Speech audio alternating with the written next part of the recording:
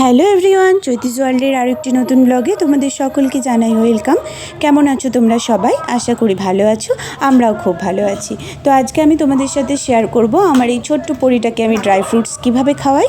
তো এখানে দেখো আমি 3 ধরনের বাদাম নিয়ে নিয়েছি, যার মধ্যে আছে আমন্ড, আখরোট আর কাজু, যেগুলোকে আমি কিন্তু ক্লিন করে একদম শুকিয়ে নিয়েছি। এরপর দেখো একে একে বাদামগুলোকে আমি ড্রাই রোস্ট করব। এখানে আমার আমন্ড, কাজু, আখরোট এই 3টে বাদামই কিন্তু হালকা ড্রাই রোস্ট করা হয়ে গিয়েছে।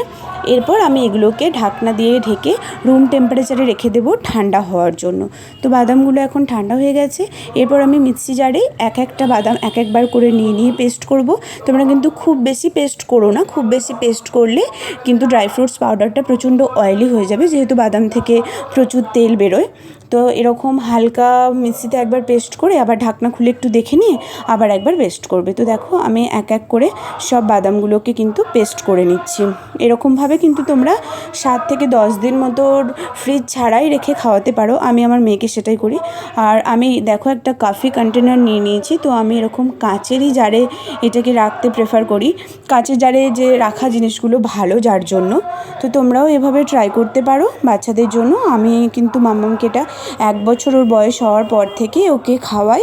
সুজি বা ধরো যদি চিড়ে খাওয়াও তো তার সাথে, বা দুধের সাথে মিক্সড করেও খাওয়াতে পারো।